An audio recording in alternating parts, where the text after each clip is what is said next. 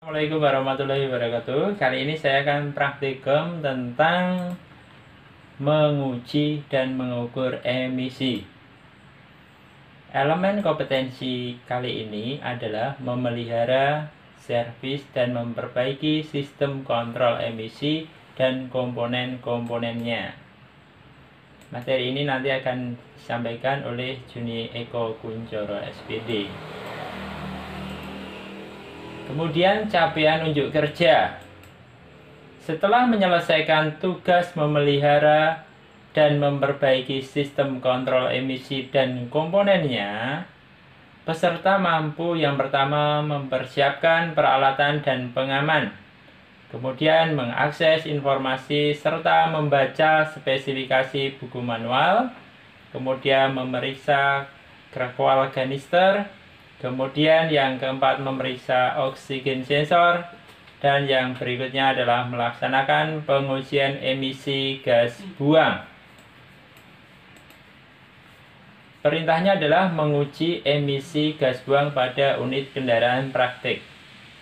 Mari kita simak video berikut ini. Penggunaan gas analyzer. Kita hari ini menggunakan Kirotech untuk gas, untuk CO, HC, dan O2. Langkah pertama, kita panasi dulu kendaraan. Nah, kebetulan ini kendaraan sudah siap, sudah ada. Kita hidupkan dulu kendaraan. Oke, kendaraan sudah, ya, ini sudah nyala, ya. Kita tunggu sampai kendaraan ini mencapai suhu normal. Biasanya untuk mencapai suhu normal, kita biasanya tahan dalam waktu sekitar beberapa menit pada RPM 2000 ke atas. Kita diamkan terlebih dahulu. Perhatikan, untuk mencapai suhu kerja kita nyalakan dulu sambil menunggu temperatur tercapai dan alatnya siap digunakan. Kita tunggu dulu beberapa saat. Nah, kita gas. Nah, oke, saya rasa sudah cukup. Setelah itu kita masuk ke alat ukur. Nah, di sini sudah ada keterangan ready, RDY. Kita tekan 0, kita tekan. Nah, kemudian di situ ada waktu yang menunjukkan menghitung mundur. Tunggu waktunya sampai 0 ya, angkanya sampai 0 ya. Kita tekan 0 ya, sambil memasukkan probe ya. Probe-nya ini kita siapin ya. Nah, ini sudah 0, sudah ready loh. Probe kita masukkan ke dalam knalpot ya. Kita masukkan dalam knalpot. Kalau sudah, kita tekan enter atau mensure biar dia mengukur.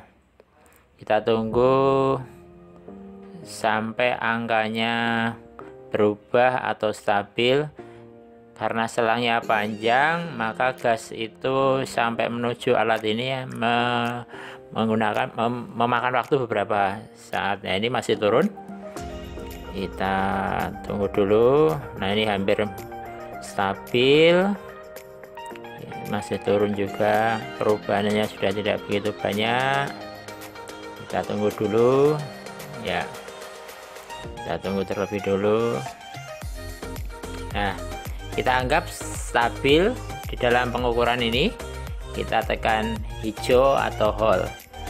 Nah, kemudian hold. Selanjutnya kita tekan lagi untuk ngeprint. Kita masukkan nomor kendaraan jika ada. kita abaikan dulu. Dan ini kita print. Nah, sekarang proses printing. Nah, kita tunggu hasilnya. Nah, kita robek ya. Nah, ini adalah hasil dari uji emisi kali ini. Didapatkan kadar CO2 nya berapa, O2 nya berapa, NOx nya berapa.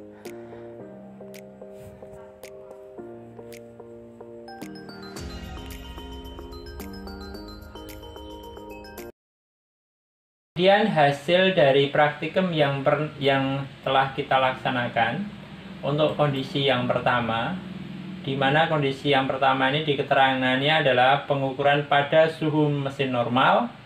Semua sensor, baik sensor temperatur mesin, sensor MAP, sensor lambda, dan TPS bekerja sesuai kondisi dan filter udara dalam kondisi bersih. Hasil pengukurannya di situ diperoleh kadar CO-nya adalah 0%, CO2-nya adalah 11,8%, hidrokarbonnya adalah 0 ppm,